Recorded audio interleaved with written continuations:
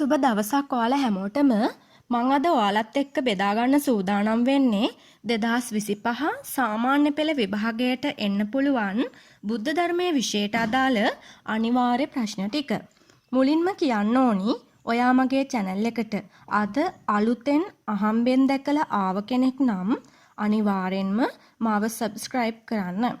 හැම විෂයකටම අනුමාන මං ඔයාගාවට අරගෙන එන්න ඉන්න නිසා ඔයාට ආය මාව හමු නොවුනොත් අපරාධ කියලා හිතේවි නැත්නම්. හරි. එහෙනම් අපි යමු අපේ වීඩියෝ එකට. බුද්ධ ධර්මයේ පේපරේ ගත්තාම පළවෙනි පත්‍රය සහ දෙවෙනි පත්‍රය කියලා කොටස් දෙකක් තියෙනවා. පළවෙනි පත්‍රය බහුවර්ණ ප්‍රශ්න. ඒ කියන්නේ MCQ 40කින් සමන්විතයි. කාලය පැයක් ඔයාට හිමි වෙනවා. පළමු පත්‍රයට ලකුණු 40ක් හම්බ වෙනවා. ඒ වගේම දෙවෙනි කොටස ගැන කතා කරනවා නම් ප්‍රශ්න 7ක් තියෙනවා. පළමු ප්‍රශ්නය අනිවාර්යෙන්ම ඔයා ලියන්න ඕනි. ඒත් එක්කම තවත් ප්‍රශ්න 4කට පිළිතුරු ලියන්න ඕනි. දෙවෙනි ප්‍රශ්න පත්‍රය සඳහා ඔයාට පැය 2ක කාලයක් හිමි වෙනවා. මේකෙදි ඔයාට සම්පූර්ණයෙන් ප්‍රශ්න 5කට උත්තර ලියන්න සිද්ධ වෙනවා. දෙවෙනි ප්‍රශ්න පත්‍රයට එතකොට ලකුණු 60ක් ඔයාට හම්බ වෙනවා. හරි. විභාගය අත ළඟටම ඇවිත් තියෙන නිසා ඔයාට මම පාඩම් කරන්න ඕනි අනිවාර්ය කොටස් ටික කියලා දෙන්නම්. 10 11 බුද්ධාගම පොත් දෙක ගත්තාම පාඩම් 46ක් ඔක්කොම තියෙන නිසා ගේමක් ගහන්න බලන් ඉන්න ඔයාට මේ ඔක්කොම පාඩම් කරනවා කියන එක කරන්න අමාරු දෙයක්. ඉතින් මම මේ කියන අනිවාර්ය කොටස් ටික ඔයා බැලුවොත් ඔයාට පුළුවන් බුද්ධ ආගමට කොයි මට්ටමක මේ වෙද්දි හිටියත් ඒ එකකට යන්න. අපි මුලින්ම මේ දෙවෙනි ප්‍රශ්න පත්‍රය ගැන තමයි කතා කරන්නේ. දෙවෙනි ප්‍රශ්න පත්‍රයේ ඔයාට ප්‍රශ්න 7ක් තියෙනවනේ. අපි බලමු මේ වෙනකන් කොහොමද මේ ප්‍රශ්න ටික හැදිලා තියෙන්නේ කියලා මුලින්ම. බලන්න දෙවෙනි ප්‍රශ්න දැන් අපි දෙවෙනි ප්‍රශ්න පත්‍රයේ දෙවෙනි ප්‍රශ්නය ගත්තොත් 2021 වර්ෂයේදී ප්‍රධාන භාවනා ගැන අහලා තියෙන්නේ. 2022 දී ව්‍යග්ගපජ්ජ සූත්‍රය ඒ වගේම පංච බලි සම්බන්ධව අහලා තියෙන්නේ. 2023 දී ආර්ය අෂ්ටාංගික මාර්ගය අහලා තියෙන්නේ. 2024 දී තාදී ගුණය අහලා තියෙන්නේ. එතකොට මට හිතෙනවා මේ දෙවෙනි ප්‍රශ්නය විදිහට මේ පාරත් එන්න පුළුවන් කොටස් ටිකක් තියෙනවා. මම ඔයාලට මේ වීඩියෝ එකේදී ඒක පැහැදිලි කරන්න. බලමු තුන්වෙනි ප්‍රශ්නය. තුන්වෙනි ප්‍රශ්නය හැදිලා තියෙන්නේ 2021 දී උට්ටානවතෝ ගාථාව කොටසක් දීලා ඒ ගාථාව සම්පූර්ණ කරන්න. ඒ වගේම ඒකේ තේරුම මොකක්ද කියලා අහලා තියෙනවා. ඒ වගේම ධම්මපදයේ ආදර්ශ ගැනත් අහලා තියෙනවා. 2022 වර්ෂයේදී නතං කම්මං කතං සාදු කියන ගාථාවේ කොටසක් දීලා ඒ ගාථාව සම්පූර්ණ කරන්න කියලා තියෙනවා. ඒකේ තේරුම අහලා තියෙනවා. ඒ වගේම අකුසලයෙන් වැළකී කුසල්හි යෙදීම සම්බන්ධව ප්‍රශ්නයක් අහලා තියෙනවා. 2023 වර්ෂයේදී අත්තනාව කතම් පාප්පං කියන ගාථාව කොටසක් දීලා තේරුම අහලා තියෙනවා. ඒ වගේම හොඳ නරක විනිශ්චය සම්බන්ධව අහලා තියෙනවා.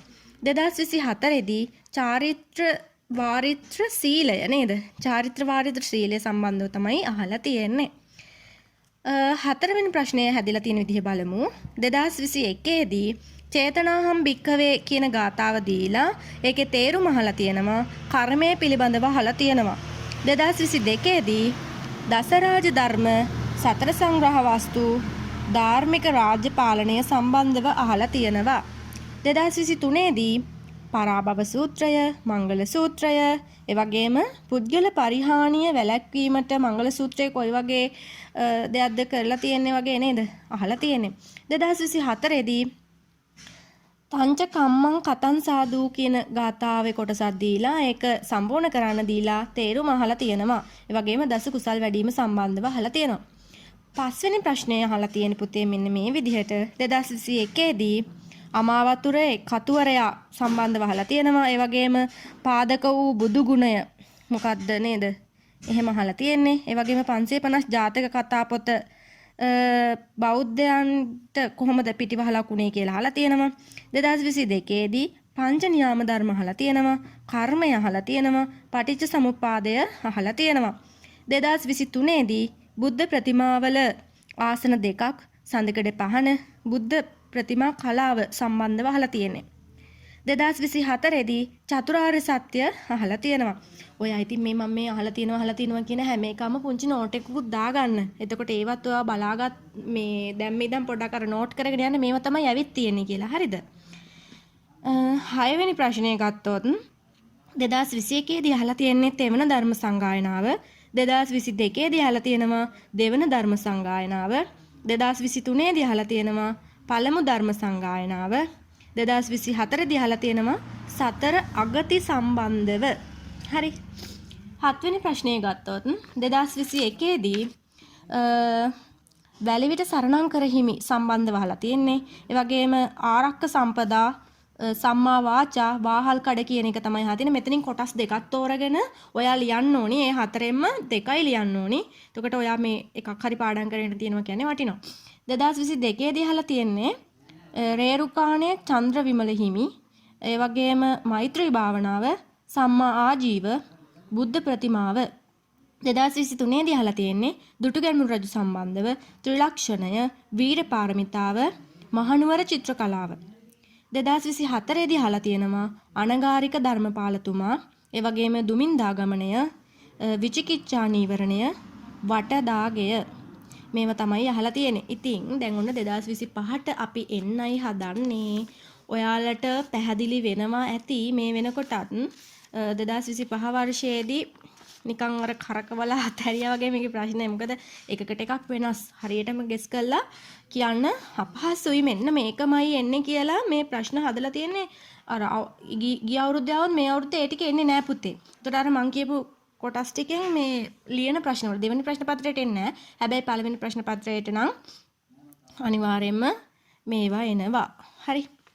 එතකොට ඔයාලගේ දෙවෙනි කොටසේ මෙන්න මේ ටික නෝට් කරගන්න පුතේ. මෙන්න මේ වගේ තමයි එන්න වැඩි ඉඩ ගඩක් තියෙන්නේ. ඔයාලගේ පළවෙනි ප්‍රශ්නේ අනිවාර්යයිනේ. එතකොට මේ පළවෙනි ප්‍රශ්නේදී කෙටි ප්‍රශ්න 10ක් අහනවා. 10 සහ 11 ශ්‍රේණිවල සම්පූර්ණ විෂය නිර්දේශයෙන්ම කරුණු අහනවා පුතේ. එතකොට ඔයාලගේ ওই විශේෂ කරුණු හැම එකක්ම පොඩ්ඩක් හරි කියවගෙන යන්න. හරි. මේකෙදි ගොඩක් වෙලාවට අහන්න පුළුවන් දේවල් ටික මම කියන්නම්කෝ. ඔක්කොම පාඩම් කරන්න කියනවා නම් මේක බලන්න ඕනේද නේද? හරි. ඔන්න ගොඩක් අහන්න පුළුවන් දේවල් ටික තමයි මේ සාහිත්‍ය පොත් ලියපු අය ඉන්නව නේද? ඒගොල්ලෝ ගැන අහනවා පුතේ. ආයේ ජාතක කතාවක් දීලා පාරමිතාව මොකක්ද කියලා අහනවා.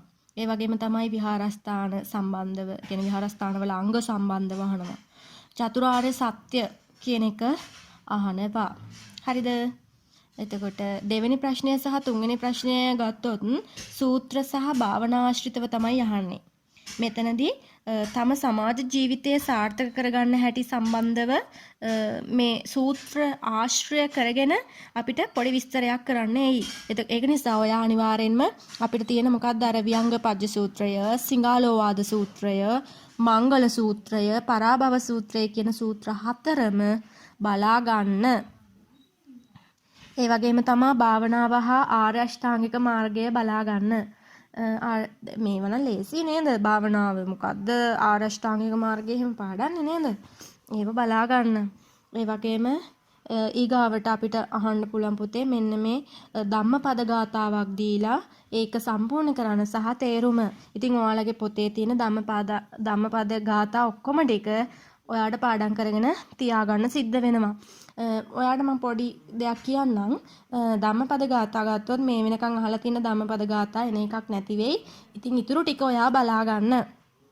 අපි ගෙස් කරලා එක්සෑම් ලම් වෙනකොට කියනනම් හරියටම මෙන්න මේ ධම්මපද ගාථා වෙනවා කියලා මාව සබ්ස්ක්‍රයිබ් කරලා තියාගන්න. හරි.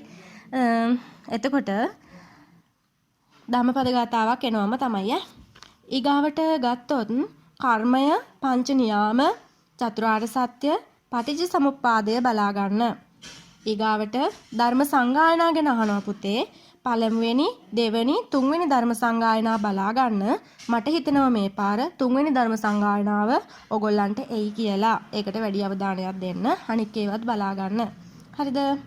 ඊගාවට කෙටි සටහන් ප්‍රශ්නය ගොඩ දා ගන්න නම් ප්‍රසිද්ධ හාමුදුරුවරු, රජවරු, ඒ වගේම කලා නිර්මාණ, වටදාගය, සඳකඩ පහන, එතකොට පංච නීවරණ ධර්ම ඒ ටික බලා ගන්න. මේ වගේ තමයි අහන්නේ. හරිද? ඉතින් මම හිතනවා ඔයාලට පැහැදිලි අවබෝධයක් ආවා කියලා මේ දෙවෙනි ප්‍රශ්න පත්‍රයේ හැදෙන විදිහ ගැන. ඒ වගේම ඔයාලගේ පළවෙනි ප්‍රශ්න පත්‍රයනේ MCQ ගත්තොත් පුතේ මම එක ගැනත් පොඩි පැහැදිලි කිරීමක් මේ ගමන් කරන්නම්. ඔයා මුලින්ම බුදුන් වහන්සේගේ ජීවිතයේ විශේෂ සිදුවීම් සහ දිනමකවානු සම්බන්ධව බලන්න. ඒ වගේම තමයි අග්‍ර ශ්‍රාවකයන් වහන්සේලා සම්බන්ධව බලන්න. ඔයාලගේ පොතේ 10 ශ්‍රේණිය 11 ශ්‍රේණියේ පළවෙනි පාඩමනේ. ඒ කියන්නේ මේවා තියෙන්නේ. ඒක අනිවාර්යෙන්ම බලා ගන්න. හරිද? ඒ වගේම තමයි ජාතක කතා සම්බන්ධව, පාරමිතා සම්බන්ධව, බුද්ධ චරිතයේ ස්ථාන හා පුද්ගලයන් සම්බන්ධව බලන්න. මේ ආශ්‍රිතව ප්‍රශ්න ගොඩක් අහනවා MCQ වලට. MCQ ගොඩක් ප්‍රශ්න හැදෙන්නේ මෙන්න මේ මං කියපු ටික සම්බන්ධව. පොඩි නෝට් එකක් දාගන්න. ඊගාවට MCQ පේපර් එකේ වැඩිම ප්‍රශ්න අහන්න පුළුවන් තවත් කොටසක් තමයි පටිච්ච සමුප්පාදය, චතුරාර්ය සත්‍ය, කර්මය, නීවරණ, සූත්‍ර ධර්ම. සූත්‍ර ධර්ම ගත්තොත් නම් මංගල සූත්‍රය, සිංහාලෝවාද සූත්‍රය වගේ කොටස් වලින් අහන්න පුළුවන්. හරිද? ඊගාවට ඔයා ලංකාවේ වගේම ඉන්දියාවේ ශාසන ඉතිහාසයත් බලා ගන්න ඕනි. සංගායනා, ඒ වගේම මිහිඳු හිමි, සංඝමිත්තා තෙරණිය, ලංකාවේ රජවරු කරපු ශාසනික සේවාවන් ගැන ඔයා බලන්න. ඔයා දන්නවා මේ MCQ ගත්තාම මේකෙදි වැඩි අහන්න පුළුවන් ඉඩ ප්‍රමාණයක් තියෙන තවත් ප්‍රශ්නයක් තමයි මේ සාහිත්‍ය පොත් ලිව්ව කතුවරුන් කවුද කියලා අහනවා. චෛත්‍ය සම්බන්ධව, කලා නිර්මාණ සම්බන්ධව අහනවා. ඒවත් අනිවාර්යෙන් බලා ගන්න. කුසල් අකුසල් චෛතසික වර්ග ඇතුළත් අභිධර්ම කොටස් වලිනුත් ප්‍රශ්න කිහිපයක් අහන්න පුළුවන්. හරි. මෙන්න මේ වගේ තමයි ඔයාලගේ MCQ එක හැදෙන්නේ. දෙවෙනි ප්‍රශ්න පත්‍රයේ අනුමාන විදිහට මම පාඩම් කිහිපයක් කිව්වා නේද? ඒ ටික බලා ගන්න. විශේෂයෙන්ම අහන්න පුළුවන් කොටස් ටික මම ඔයාලට කිව්වා. ඒක නෝට් එකක් දාගන්න. ඔයාගේ යාළුවෝ ඉන්නවා නම් එයාලටත් බලන්න අනිවාර්යෙන් ෂෙයා කරන්න. අපි කොහොම හරි ගොඩ යමු. සාමාන්‍ය පෙළ කියන්නේ ඔයාලගේ ජීවිතේ හැරවුම් ලක්ෂයක් මම හැමදාම කියන කතාව. ඔයාලට පුළුවන් බැරි නැහැ වැඩ කරන්න. එහෙනම් good luck.